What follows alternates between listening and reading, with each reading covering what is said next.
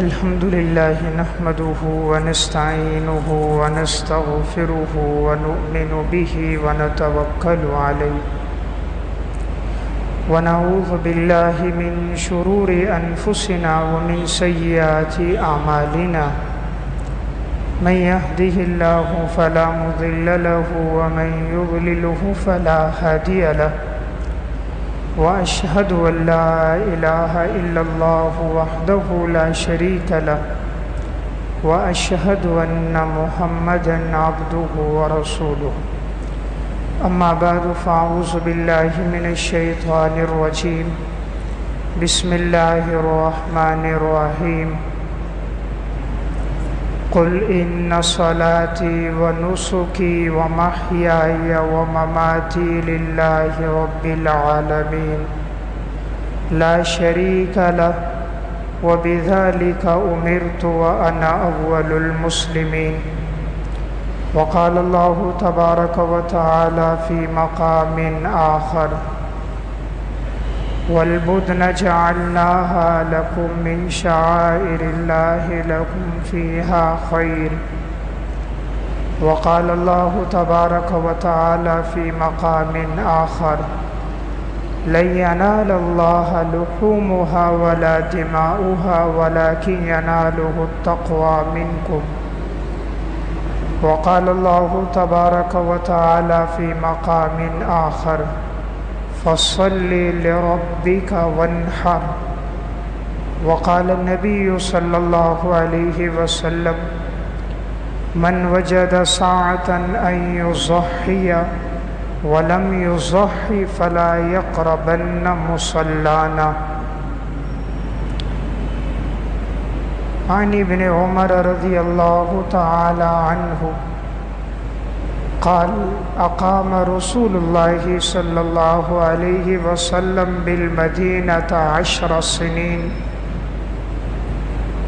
وفي كل سنة يضحي رواہ الترمذی صدق اللہ العظیم۔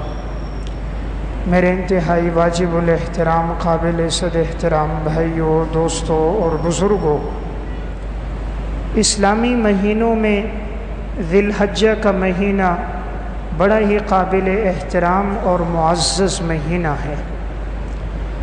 اسلام نے رمضان المبارک کا جو مہینہ تھا جس میں روزوں کا حکم ہوا، اس کے فوراً بعد عید الفطر کو جوڑا اور ذی الحجہ کے مہینے میں حج کی عبادت ادا ہوتی ہے، اور اس کے بعد شریعت نے حکم دیا قربانی کرنے کا۔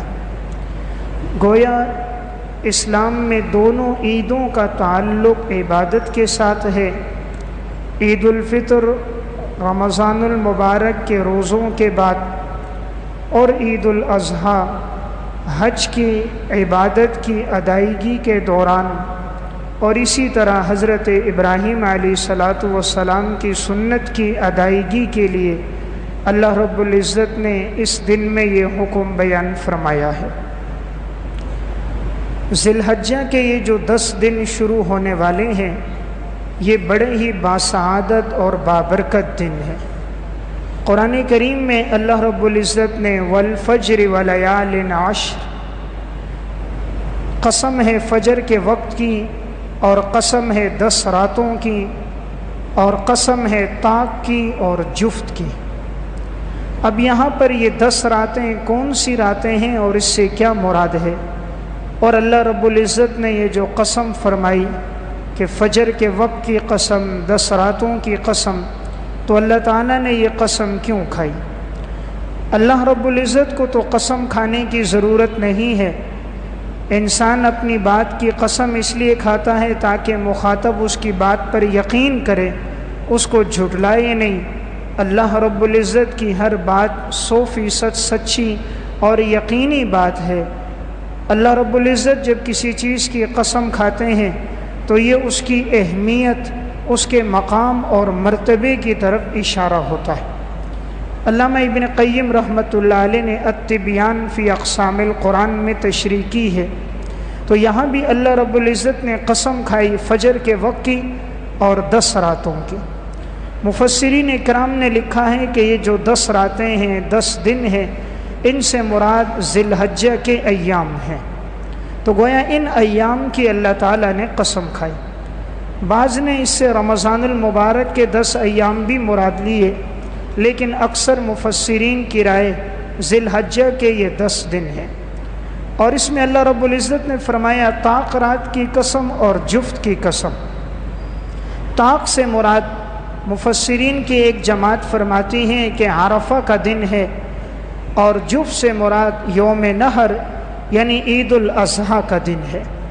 تو اس سے معلوم ہوتا ہے یہ 10 دن بڑے بابرکت دن ہیں کہ اللہ تعالیٰ نے ان کا تذکرہ قرآن کریم میں فرمایا۔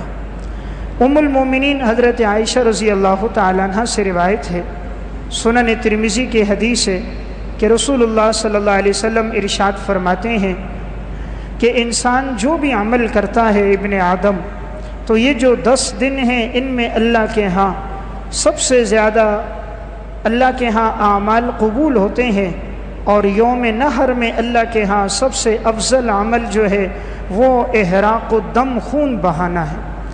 یعنی 10 ذی الحجہ کا پسندیدہ عمل اللہ کے ہاں خون بہانا، قربانی کرنے کا عمل ہے۔ آپ صلی اللہ علیہ وسلم نے فرمایا وَإِنَّهُ لَيَأْتِي يَوْمَ الْقِيَامَةِ بِقُرُونِهَا وَأَشْعَارِهَا وَأَظْفَارِهَا وَأَنَّ الدَّمَ لَيَقَعُ مِنَ اللَّهِ بِمَكَانٍ قَبْلَ أَن يَقَعَ مِنَ الْأَرْضِ فَطِيبُوا بِهَا نَفْسًا۔ آپ نے فرمایا یقیناً وہ جانور جس کی انسان قربانی کرتا ہے، قیامت کے دن یا اپنے کھروں کے ساتھ، اپنے سنگوں کے ساتھ اور اپنے بالوں کے ساتھ یہ جانور آئے گا، اللہ کے دربار میں پیش ہوگا۔ آپ نے فرمایا جب جانور کے جسم سے نکلنے والا خون ابھی زمین پر گرتا نہیں ہے کہ اللہ کے ہاں وہ خون قبول ہو جاتا ہے، اور اس لیے تم قربانی کیا کرو خوش دلی کے ساتھ، خوش دلی کے ساتھ، محبت کے ساتھ اللہ کے اس حکم کو تم پورا کرو۔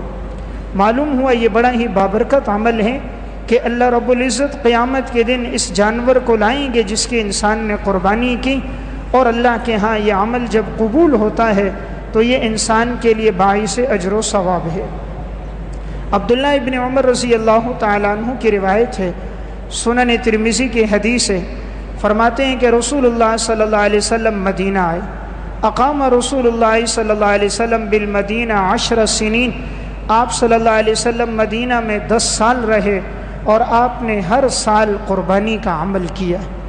گویا 10 سال تک مسلسل آپ نے قربانی کی ہے، تو خود بھی آپ نے قربانی کی اور امت کو بھی آپ نے اس کا حکم بیان فرمایا۔ سنن ابن ماجہ کی روایت ہے، رسول اللہ صلی اللہ علیہ وسلم نے فرمایا من وجد ساعة ان یضحی ولم یضحی فلا یقربن مصلانا، جو انسان قربانی کرنے کی گنجائش اور طاقت پائے پھر بھی وہ قربانی نہ کرے، آپ نے فرمایا وہ ہماری عیدگاہ کے قریب نہ آئے، یعنی وہ ہمارے ہاں عید کی نماز پڑھنے کے لیے نہ آئے جو گنجائش پاتے ہوئے بھی قربانی نہ کرے۔ تو اتنے سخت الفاظ میں جناب رسول اللہ صلی اللہ علیہ وسلم نے تنبیہ فرما دی، اس لیے جسے اللہ نے وسعت دی ہو وہ قربانی کا عمل ضرور کرے۔ سنن ابن ماجہ اور مسند احمد کی روایت ہے، حضرت زید ابن ارقم رضی اللہ تعالیٰ عنہ سے فرماتے ہیں کہ صحابہ اکرام نے رسول اللہ صلی اللہ علیہ وسلم سے پوچھا یا رسول اللہ ما هذه الاضاحی، اے اللہ کے رسول یہ قربانی کا عمل کیا ہے؟ آپ صلی اللہ علیہ وسلم نے فرمایا سنت ابیکم ابراہیم، یہ تمہارے والد حضرت ابراہیم علیہ السلام کی سنت ہے۔ صحابہ اکرام نے سوال کیا یا رسول اللہ فما لنا فیہا یا رسول اللہ، اے اللہ کے رسول اس عمل پر ہمیں کیا ملے گا؟ آپ نے فرمایا لکل شعرۃ حسنہ، جانور کے ہر بال کے بدلے میں اللہ تمہیں نیکیاں عطا فرمائے گا۔ صحابہ اکرام نے فرمایا فصوف یا رسول اللہ، اے اللہ کے رسول جانور کے جسم پہ جو اون ہوتی ہے کیا اس پر بھی نیکیاں ملیں گی؟ آپ نے فرمایا کہ اون پر بھی اللہ تعالیٰ تمہیں نیکیاں عطا فرمائے گا۔ تو گویا یہ بڑے ہی اللہ کے ہاں مقرب عمل ہے قربانی کا عمل، اسے انسان خوش طیبی کے ساتھ، طیب نفس کے ساتھ اس عمل میں بڑھ چڑھ کے حصہ لو۔ رسول اللہ صلی اللہ علیہ وسلم نے حضرت فاطمہ رضی اللہ تعالیٰ عنہ سے فرمایا تھا کہ جب قربانی ہونے لگے تو تم حاضر رہا کرو، اس لیے کہ جب قربانی کے جسم سے خون کا قطرہ گر کے نیچے لگتا ہے اللہ تبارک و تعالیٰ قربانی کرنے والوں کے گناہ کو معاف فرما دیتا ہے۔ تو معلوم ہوا کہ یہ بڑا ہی مقرب عمل ہے، اس کے ذریعے انسان کے گناہ بھی معاف ہوتے ہیں، ہر بال کے بدلے اللہ نیکیاں بھی عطا فرماتا ہے، اور یہ جناب رسول اللہ صلی اللہ علیہ وسلم کی سنت بھی ہے اور حضرت ابراہیم علیہ الصلاۃ والسلام کی سنت بھی ہے۔ قرآن کریم میں اللہ رب العزت ارشاد فرماتے ہیں قل ان صلاتی و نسکی و محیای و مماتی للہ رب العالمین، فرما دیجئے یقیناً میری نماز، میری قربانی، میرا جینا، میرا مرنا اس اللہ کے لیے جو تمام جہانوں کا رب ہے۔ دوسرے مقام پر اللہ رب العزت نے فرمایا لن ینال اللہ لحومها ولا دماؤها ولکن ینالہ التقوی منکم، اللہ کے ہاں نہ خون پہنچتا ہے، اللہ کے ہاں نہ گوشت پہنچتا ہے، اللہ دیکھتا یہ ہے کہ تم نے کتنے تقوی کے ساتھ، کتنی نیک نیتی کے ساتھ قربانی کا عمل کیا۔ یعنی اللہ تعالیٰ کو گوشت اور خون کی حاجت نہیں، اللہ تعالیٰ انسان کے دل میں ہونے والا جو ارادہ اور نیت ہے اللہ اس پر مطلع ہے کہ میرا بندہ کس نیت سے قربانی کر رہا ہے۔ اللہ کو گوشت کی حاجت نہیں، اسی لیے اگر ایک آدمی قربانی کرنے کے بعد سارا گوشت خود بھی استعمال کرنا چاہے تو منع نہیں، اگرچہ بہتر یہ کہ 3 حصے کیے جائیں، ایک اپنے لیے، ایک عزیز و اقارب کے لیے، ایک فقراء کے لیے، لیکن اگر کوئی خود بھی استعمال کرتا ہے تو شریعت نے منع نہیں کیا۔ معلوم ہوا اللہ کے ہاں صرف ارادہ ہے، خون بہانا ہے، اللہ کو گوشت کی حاجت کوئی نہیں۔ قرآن کریم میں اللہ رب العزت فرماتے ہیں فَصَلِّ لِرَبِّكَ وَانْحَرْ، تم نماز پڑھو اپنے رب کے لیے اور تم قربانی کا عمل کرو۔ وَالْبُدْنَ جَعَلْنَاهَا لَكُم مِّن شَعَائِرِ اللَّهِ لَكُمْ فِيهَا خَيْرٌ، کہ یہ جو اونٹ ہے یہ شعائر اللہ میں سے ہے اور اس میں تمہارے لیے بہتری ہے۔ تو گویا قربانی کا عمل شعائر اللہ میں سے بھی ہے۔ شاعر کہا جاتا ہے اللہ تعالیٰ کی عظمت کی بڑی بڑی نشانیاں، تو گویا اللہ کی عظمت کی نشانیوں میں سے یہ بھی عمل ہے کہ انسان اللہ کے نام پر جانور ذبح کرے۔ تو رسول اللہ صلی اللہ علیہ وسلم نے 10 سال تک یہ عمل کیا اور آپ نے امت کو بھی اس کا درس دیا، اور آپ نے 2 مینڈے ذبح کیے، ایک اپنی طرف سے اور آپ نے ایک دمبا اپنی امت میں ان لوگوں کی طرف سے کہ جن کی گنجائش نہیں ہوگی آپ نے ان کی طرف سے بھی کیا۔ اس لیے اللہ تعالیٰ نے جس کو وسعت دی ہو وہ اپنی طرف سے بھی کرے۔ جناب رسول اللہ صلی اللہ علیہ وسلم، خلفائے راشدین، عاشرہ مبشرہ، دیگر صحابہ کی طرف سے بھی کرے۔ یہ جو قربانی ہے اس کی تاریخ کیا ہے؟ قربانی حقیقت میں حضرت آدم علیہ السلام کے دور سے لے کر جناب رسول اللہ صلی اللہ علیہ وسلم تک ہر شریعت میں قربانی رہی ہے۔ حضرت آدم علیہ السلام کے 2 بیٹے تھے، حابیل اور قابیل۔ جب انہیں حکم یہ ہوا کہ تم قربانی کر کے اللہ کے سامنے پیش کر دو، تو اب ہر ایک نے قربانی کر کے پیش کیا۔ ایک نے غلے کی صورت میں اللہ کے دربار میں پیش کیا اور دوسرے نے جانور ذبح کر کے پیش کیا۔ تو حابیل کی قربانی اللہ کے ہاں قبول ہو گئی اور قابیل کی قربانی قبول نہیں ہوئی۔ اذ قربا قربانا فتقبل من احدهما ولم يتقبل من الاخر، ایک کی قربانی کو اللہ نے قبول کر دیا، وہ حابیل کی تھی، اور جس کی نہیں ہوئی وہ قابیل کی تھی۔ تو قابیل بڑے غصے میں آیا اور اس نے کہا کہ میں تجھے قتل کر دوں گا۔ حابیل نے آگے سے کہا اگر تو میری طرف ہاتھ دراز بھی کرے گا تب بھی میں تیری طرف ہاتھ نہیں بڑھاؤں گا، اس لیے کہ میں رب العالمین سے ڈرتا ہوں۔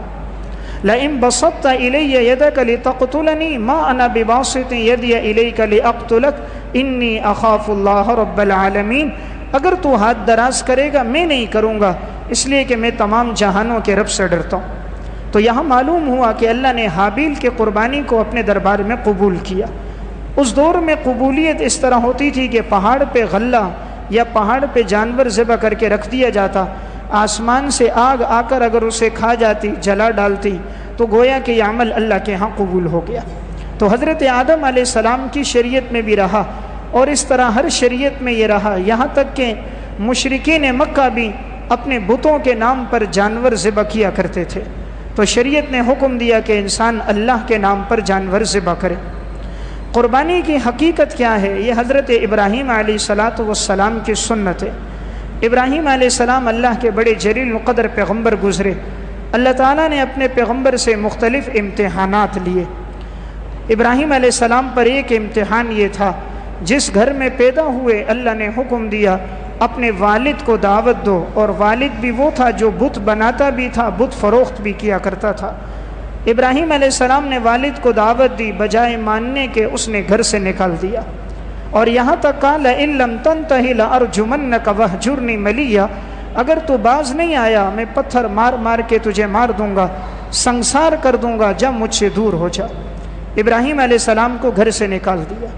ایک امتحان یہ آیا کہ اللہ نے فرمایا وقت کے بادشاہ نمرود کو جا کر دعوت دو۔ ابراہیم علیہ السلام نے دعوت دی، وقت کا بادشاہ مخالف ہو گیا، ابراہیم علیہ السلام کو آگ میں ڈال دیا۔ اب ایک امتحان یہ تھا کہ ابراہیم خلیل اللہ آگ میں رہے، ہر چیز میں تاثیر نہیں جب تک خالق کائنات کا حکم نہ ہو۔ اللہ تعالیٰ نے آگ کو منع کر دیا کہ ابراہیم کو جلانا نہیں۔ قلنا یا نار کونی بردا وسلاما علی ابراہیم، آگ حضرت ابراہیم علیہ السلام کے لیے ٹھنڈی ہو گئی۔ پھر اللہ کی طرف سے ایک آزمائش یہ آئی، ابراہیم علیہ السلام کو حکم ہوا کہ اپنے بیٹے اسماعیل کو اور اپنی اہلیہ حضرت ہاجرہ کو بیابان جنگل میں چھوڑ کر آؤ، بیت اللہ کے قریب وہاں چھوڑ کر آئے جہاں کوئی آبادی نہیں تھی۔ اس وقت انسان تو انسان، چرند و پرند بھی نہیں تھے۔ اللہ کا حکم تھا، چھوڑ کر جب جانے لگے، گھر والی حضرت ہاجرہ نے آواز دے دی تم ہمیں جنگل میں اکیلے چھوڑ کے جا رہے ہو۔ ابراہیم علیہ السلام کو اللہ کی طرف سے حکم تھا خاموش رہے۔ دوبارہ انہوں نے کہا کیا اللہ کا حکم ہے؟ سر ہلا کر کہا ہاں اللہ کا حکم ہے۔ کہا جب اللہ کا حکم ہے تو اللہ ہمیں ضائع نہیں کرے گا۔ آج ہم اپنے گھر والوں کو بند کمرے میں اکیلا نہیں چھوڑ سکتے، مکان میں تنہا نہیں چھوڑ سکتے کہ کہیں ایسا نہ ہو کوئی تکلیف نہ پہنچ جائے۔ ابراہیم خلیل اللہ کا اللہ پر کیا ایمان اور توکل، امتحان کس قدر سخت، بیابان اور جنگل میں اپنی بیوی کو، معصوم بچے کو، جہاں دور دور تک انسان تو انسان، چرند اور پرند بھی نہیں ہے، اللہ کا حکم تھا وہاں چھوڑ کے آ جاؤ۔ اور پھر یہی حضرت اسماعیل جب ایڑیاں انہوں نے رگڑی ہیں، اللہ تعالیٰ نے وہیں سے پھر زمزم کا چشمہ جاری کر دیا۔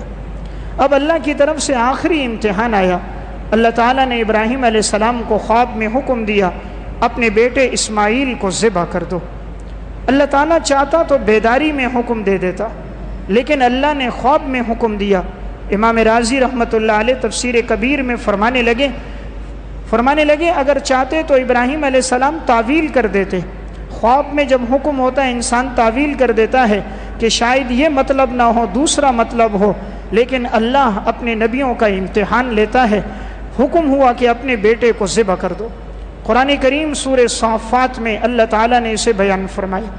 اول تو بڑھاپے میں اولاد نہیں تھی، ابراہیم علیہ السلام اللہ سے دعا کرتے رہے، الحمدللہ الذی وہب لی علی الکبر اسماعیل و اسحاق۔ اللہ کا شکر ادا کیا تھا کہ اے اللہ تو نے مجھے بڑھاپے میں حضرت اسماعیل اور اسحاق عطا فرمایا۔ اللہ سے رو رو کے دعائیں کی تھی کہ یا اللہ مجھے فرزند عطا فرما۔ اللہ تعالیٰ نے بیٹا عطا فرمایا، فبشرناہ بغلام حلیم، ہم نے خوشخبری دی ایک ایسے لڑکے کی جو بڑا بردبار، صبر کرنے والا ہوگا۔ اور جب یہ حضرت اسماعیل اب پہنچ گئے، فلما بلغ معہ السعی، چلنے پھرنے کے قابل ہو گئے۔ تفسیر مظہری میں ایک قول یہ کہ ان کی عمر 13 سال تھی، ایک قول یہ کہ بلوغت کو پہنچ گئے تھے، بعض مفسرین نے لکھا کہ عمر 12 سال تھی۔ حضرت ابراہیم خلیل اللہ کا بڑھاپا ہے، اور یہ بیٹا بڑھاپے کا سہارا ہے، اور بچہ بھی وہ جب چلنے پھرنے کے قابل ہو جائے، ہاتھ بٹانے کے قابل ہو جائے، کام کاج کے قابل ہو جائے، پھر بوڑھے باپ کے لیے سہارا تو وہی ہوتا ہے۔ قرآن کہتا ہے فلما بلغ معہ السعی قال یا بنی انی اری فی المنام انی اذبحک فانظر ماذا تری، پیارے بیٹے میں نے خواب دیکھا ہے اور مجھے حکم یہ ہے کہ میں تمہیں ذبح کر دوں، فانظر ماذا تری، پیارے بیٹے تمہاری کیا رائے ہے۔ 13 سال کا بیٹا، 98 سال کا بوڑھا باپ۔ ابراہیم علیہ السلام بیٹے سے مشورہ نہیں کر رہے، دیکھنا چاہ رہے تھے کہ بیٹے کے دل میں ایمان کتنا پختہ ہے۔ یہ ابراہیم خلیل اللہ کا بیٹا تھا جسے اللہ نے اپنا دوست بنایا تھا۔ واتخذ اللہ ابراہیم خلیلا، فرمایا کہ بیٹا کیا رائے ہے، اللہ کا حکم ہے ذبح کر دو۔ حضرت اسماعیل نے فرمایا قال یا ابت افعل ما تؤمر ستجدنی انشاءاللہ من الصابرین، پیارے ابا جان اللہ کے حکم کو پورا کرو، انشاءاللہ آپ مجھے صبر کرنے والوں میں سے پاؤ گے۔ اللہ کے حکم کو پورا کرو، آپ مجھے صبر کرنے والوں میں سے پاؤ گے۔ دیکھیں یہاں لفظ لایا انشاءاللہ، یعنی اللہ پر یقین، اللہ نے چاہا میں صبر کروں گا، اپنی طرف نسبت نہیں کی، اللہ نے چاہا۔ من الصابرین، صبر کرنے والے تو بہت ہیں، میں بھی ان میں سے ایک صبر کرنے والا ہوں، یعنی اپنی نسبت اللہ کی طرف کر دی اور اللہ کے ساتھ اپنے آپ کو جوڑ دیا اور حکم دیا یا ابت افعل ما تؤمر، پیارے ابا جان اللہ کے حکم کو آپ پورا کر دو۔ امام بغوی رحمۃ اللہ علیہ نے معالم التنزیل میں، قاضی ثناء اللہ پانی پتی نے تفسیر مظہری میں لکھا، جس وقت ابراہیم علیہ السلام حضرت اسماعیل کو لے کے جا رہے تھے، اب راستے میں یہ شیطان آتا ہے۔ شیطان سب سے پہلے حضرت اسماعیل کی والدہ حضرت حاجرہ کے پاس آیا، کہا تجھے معلوم ہے کہ تمہارا شوہر ابراہیم تمہارے بیٹے کو کہاں لے کے جا رہا ہے؟ انہوں نے کہا وہ کسی جگہ جا رہے ہیں، تو ساتھ لیتے ہوئے گئے، شاید جنگل میں لکڑیاں کاٹنے گئے ہوں گے، لکڑیاں کاٹ کے ساتھ لے آئیں گے۔ شیطان نے کہا نہیں، وہ تمہارے بیٹے کو ذبح کرنے لے کر گئے۔ کہا وہ کیوں ذبح کر رہے ہیں؟ وہ تو میرے بیٹے سے بڑی محبت کرتے ہیں، تو کبھی باپ اپنے بیٹے کو ذبح نہیں کرتا۔ کہا اللہ نے اسے حکم دیا ہے۔ حضرت حاجرہ نے فرمایا اگر اللہ کا حکم ہے تو میں انشاءاللہ اللہ کے حکم پہ صبر کرنے والی ہوں۔ شیطان کی طرف توجہ نہیں کہ یہ مایوس ہو گیا۔ کیا ایمان تھا اس دور کی عورتوں کا، اور کیا ایمان ہے ابراہیم علیہ السلام کی بیوی کا کہ بیٹے کو ذبح کیا جا رہا ہے۔ فرمایا اللہ کا حکم ہے تو میں اس پہ راضی ہوں۔ اب یہ ابلیس حضرت اسماعیل کے پاس گیا، 12 سال کا یہ لڑکا ہے، اور کہا تجھے معلوم ہے کہ تیرا باپ تجھے ذبح کرنے کے لیے لے کے جا رہا ہے، تو فوراً یہاں سے بھاگ جا، جنگل ہے، بیابان ہے، کوئی تجھے پکڑ نہیں سکے گا۔ کہا نہیں، مجھے اگر میرا والد ذبح کرے گا تو اللہ کا حکم ہوگا اور میں اللہ کے حکم پہ راضی۔ اب یہ ابلیس حضرت ابراہیم علیہ السلام کے پاس گیا اور کہا اللہ تعالیٰ نے تجھے جو حکم دیا اگر دینا ہوتا، اللہ تعالیٰ تجھے عام حالات میں حکم دیتا، بیداری میں، اللہ خواب میں نہ دیتا۔ خواب میں جو حکم ہوتا ہے اس پر عمل ضروری نہیں ہوتا، اس کی جگہ کوئی دمبا، کوئی مینڈا ذبح کر دو۔ فرمایا نہیں، اللہ کا حکم ہے۔ کنکریاں اٹھائی اور شیطان کی طرف پھینکی، 7 پتھر انہوں نے مارے، تو یہ 3 جگہ ہوا ہے، جمرہ عقبہ پر، جمرہ وسطیٰ پر اور جمرہ کبریٰ پر۔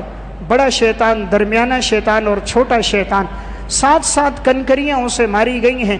اللہ کو یہ عمل اتنا پسند آیا، قیامت تک حکم دے دیا جو حاجی بھی حج کے لیے جائے گا وہ اس جگہ پہ جا کر 7 کنکریے شیطان کو مارے گا، تاکہ حضرت ابراہیم علیہ السلام کی یہ سنت زندہ ہو جائے۔ امام بغوی معالم التنزیل میں لکھتے ہیں جب حضرت ابراہیم علیہ السلام اپنے لخت جگر کو ذبح کرنے لگے تو بیٹے نے کہا ابا جی آپ جب مجھے ذبح کرنے لگو تو میرے پاؤں کو کس کے باندھ لینا، کہیں ایسا نہ ہو میں پاؤں ہلاؤں تکلیف میں اور اللہ کے حکم کے پورا ہونے میں تاخیر نہ ہو جائے۔ ابراہیم علیہ السلام بیٹے کے پاؤں اس طرح باندھ رہے ہیں جیسے قصائی جانور کے پاؤں باندھتا۔ آسمان نے نہیں دیکھا تھا، زمین پہ یہ فضا نہیں بنی تھی کہ کوئی باپ بھی بیٹے کو ذبح کر سکتا ہے۔ اصل چیز ہے اللہ کے اطاعت، اللہ کے حکم کو پورا کرنا۔ اللہ نے یہ نہیں کہا بیٹے کو سمندر میں پھینک دو، پہاڑ سے نیچے گرا دو، بیٹے کو زہر دے دو۔ اللہ فرما رہا ہے بیٹے کے گلے پہ چھری چلا دو۔ جانور کے گلے پہ تو چھری چلانا آسان ہے، بڑھاپے کا سہارا، فرما بردار اور اطاعت گزار، پلک جھپکنے پر آنکھوں کے اشارے پہ جان دینے والا اسماعیل، خدا فرما رہے اس کے گلے پہ چھری چلا دو۔ کیا ایمان تھا حضرت ابراہیم علیہ السلام کا، اللہ کے حکم پہ فوراً راضی ہو گئے۔ حضرت اسماعیل اپنے والد کو کہہ رہے ہیں ابا جی میری چھری کو تیز رکھنا، کہیں ایسا نہ ہو تاخیر ہو اللہ کے حکم کے پورا کرنے میں۔ قرآن کریم بھی اس نقشے کو کھینچتا ہے، فلما اسلما وتلہ للجبین، دونوں فرما بردار ہو گئے، دونوں اطاعت گزار ہو گئے۔ وتلہ للجبین، پیشانی کے بل انہیں نیچے لٹا دیا۔ جبین مفسرین نے لکھا ہے پیشانی کے ایک طرف جو کروٹ ہے اس کو جبین کہتے ہیں، سامنے کی جگہ کو جبہہ کہتے ہیں۔ تو یہاں انہوں نے کروٹ کے بل اسے نیچے لٹا دیا۔ لٹانے کے بعد حضرت اسماعیل نے 2 باتیں کہی تھی۔ فرمایا تھا ابا جی میرے کپڑوں کو سمیٹنا، کہیں ایسا نہ ہو خون زیادہ لگ جائے، میری والدہ دیکھے تو انہیں غم نہ پہنچے، اور جب آپ میری والدہ کے پاس پہنچو گے تو اسے میرا سلام کہہ دینا اسماعیل نے تمہیں سلام کیا ہے، اور ابا جی اللہ کے حکم میں تاخیر نہ کرنا، میرے چہرے کو زمین کی طرف کرنا، کہیں ایسا نہ ہو اللہ کے حکم کے پورا ہونے میں تاخیر ہو جائے۔ حضرت ابراہیم چھری تیز کر رہے ہیں، ایک دفعہ انہوں نے چھری چلائی ہے، معالم التنزیل میں چھری کام نہیں کر رہی تھی، دوسری دفعہ تیز کی، دوبارہ چلائی، چھری نے کام نہیں کیا۔ چھری کب کاٹ سکتی ہے؟ جب تک خالق کائنات کا حکم نہ ہو۔ سمندر کب ڈبو سکتا ہے؟ جب تک رب العالمین کا حکم نہ ہو۔ آگ کب جلا سکتی ہے؟ جب تک زمین آسمان کے رب کا حکم نہ ہو۔ چھری چلا رہے ہیں، چھری نہیں کاٹ رہی۔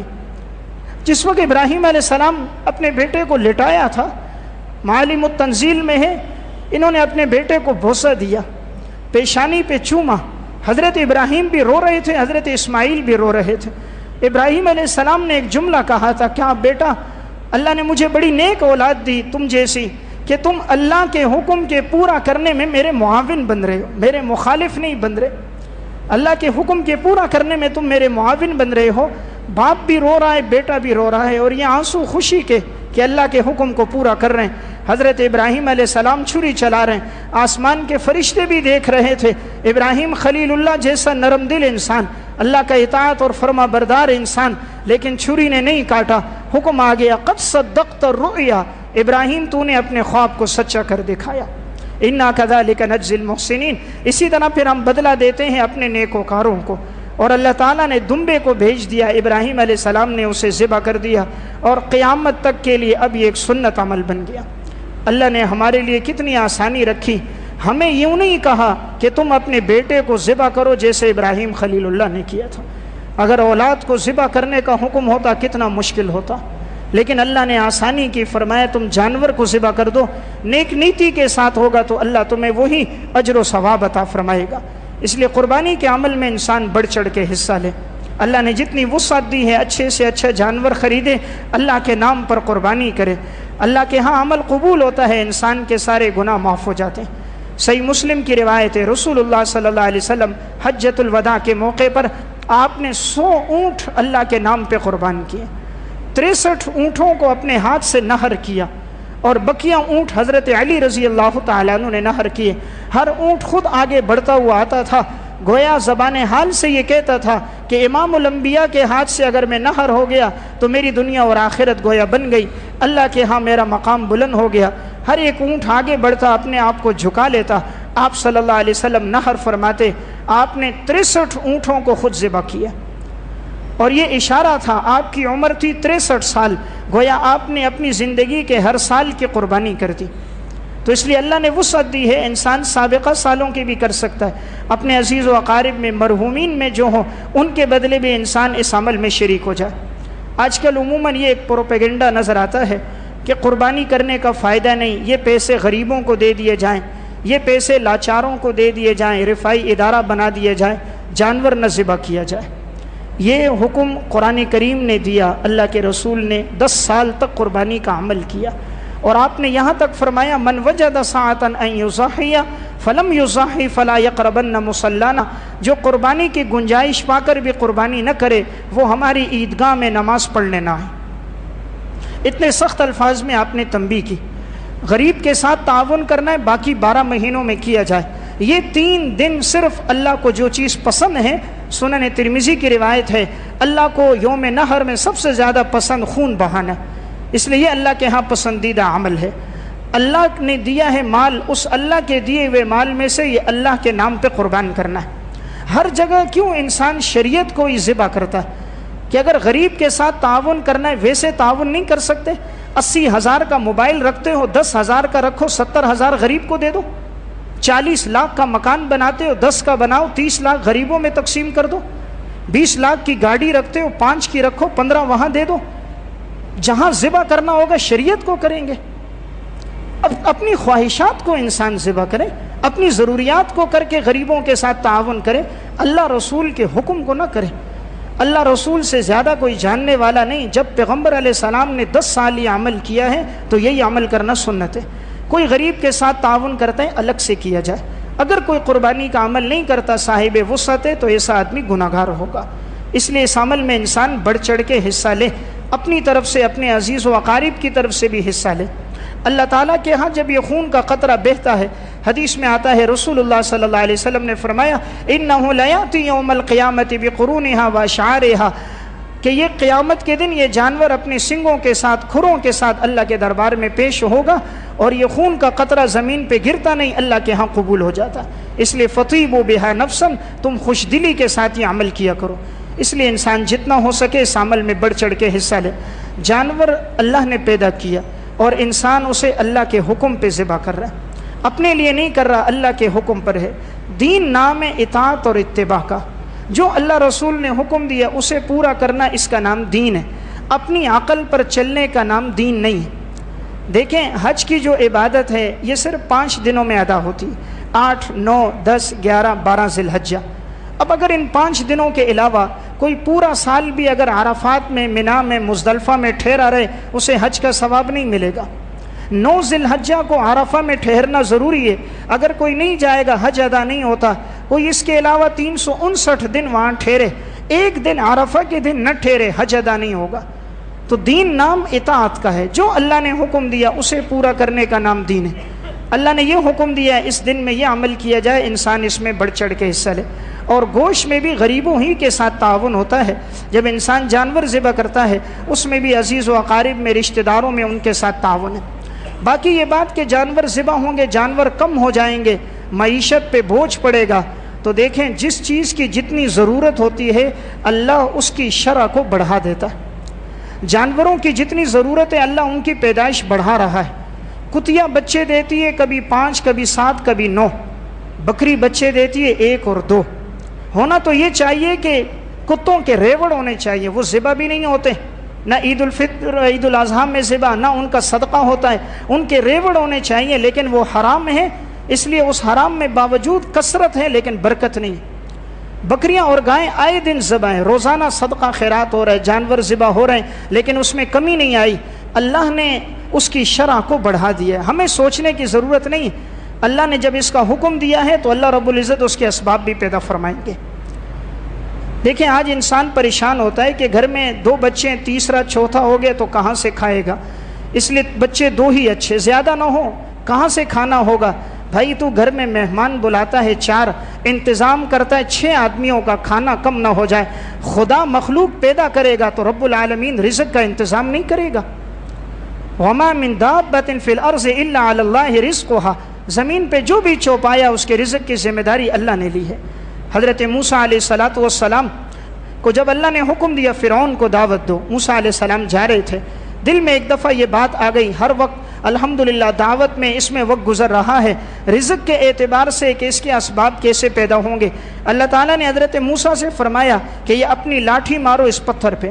موسیٰ علیہ السلام نے ماری، پتھر ٹوٹا، دوسرا نکلا، فرمایا اس پہ مارو، وہ بھی ٹوٹا، تیسرا نکلا، اس پہ مارو، وہ بھی ٹوٹا، اندر سے ایک کیڑا نکلا، اور اس کیڑے کے منہ میں ایک سبز پتا تھا، اور اس سبز پتے پہ شبنم کے قطرے تھے، اور وہ کیڑا یہ کہہ رہا تھا سبحان من یرانی ویعرف مکانی ویذکرنی ولا ینسانی، پاک ہے وہ اللہ کی ذات جو مجھے ان 3 پتھروں کے اندر بھی دیکھتا ہے، مجھے یہاں بھی رزق دیتا ہے، اور وہ مجھے بھولتا کبھی نہیں ہے۔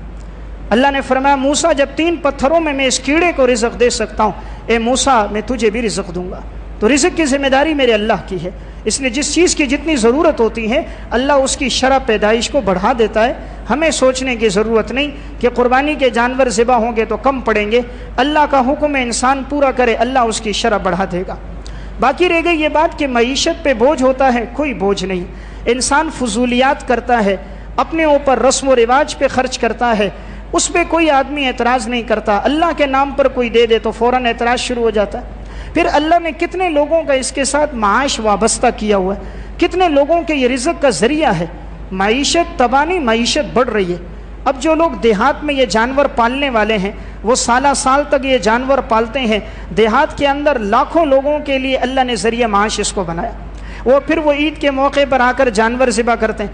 اب جن گاڑیوں میں جانور وہاں سے یہاں لائے جاتے ہیں ان گاڑیوں والوں کا بھی اللہ نے رزق بنا دیا۔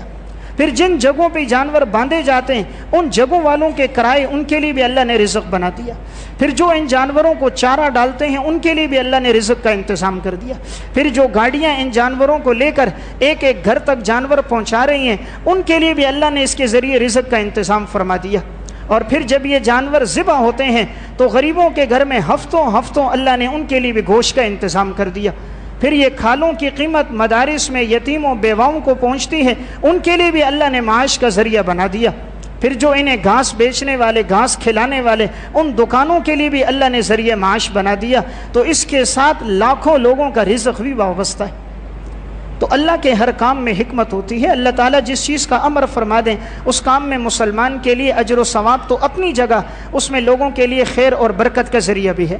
بہرحال میں نے یہ بات عرض کی کہ یہ بڑا ہی قیمتی عمل ہے, انسان اس میں بڑھ چڑھ کے حصہ لے. دو گزارشات عرض کر کے بات ختم کرتا ہوں. چونکہ آج ذی القعدہ کی 28 تاریخ ہے, آج سے 1 یا 2 دن کے بعد ذی الحجہ کا مہینہ شروع ہو جائے گا. تو یہ ذی الحجہ کے 10 دنوں میں انسان زیادہ سے زیادہ اپنا وقت عبادت میں گزارے. سنن ترمذی کی روایت میں کہ رسول اللہ صلی اللہ علیہ وسلم نے فرمایا اس دن 1 دن روزہ رکھنے کا ثواب 1 سال کے برابر ہے. اور عرفہ کے دن یعنی 9 ذی الحجہ کو جو روزہ رکھے گا, آپ نے فرمایا یکفر السنۃ التی قبلہ والسنۃ التی بعدہ, اللہ 1 سال گزشتہ کے اور 1 سال آئندہ کے اللہ گناہ معاف کر دے گا. اس لیے ان 10 دنوں میں بہت زیادہ ثواب ہے روزہ رکھنے کا, عبادت کرنے کا. تو یہ 10 دن ہم زیادہ سے زیادہ عبادت میں گزاریں, نفلی روزوں میں گزاریں, خاص طور پہ عرفہ کے دن روزہ رکھیں. دوسری گزارش یہ ہے, آپ صلی اللہ علیہ وسلم نے فرمایا, صحیح مسلم کی روایت ہے حضرت ام سلمہ رضی اللہ تعالی عنہ سے, آپ نے فرمایا جس کے قربانی کرنے کا ارادہ ہو وہ اپنے بال اور ناخون نہ کاٹے, ذی الحجہ سے پہلے کاٹ دے, ان ایام میں نہیں. اس لیے اگر کسی کے قربانی کا ارادہ ہے وہ آج اپنے بال کٹوا دے, اپنے ناخون کاٹ دے یا کل کاٹ دے. کل 29 تاریخ ہوگی تو اگر یہ مہینہ 29 کا ہوا تو اتوار سے ذی الحجہ کا مہینہ شروع ہو جائے گا. اس لیے بہتر ہے آدمی اس سنت عمل پر بھی عمل کرے تاکہ اجر و ثواب زیادہ ملے. اب اس میں حکمت کیا ہے؟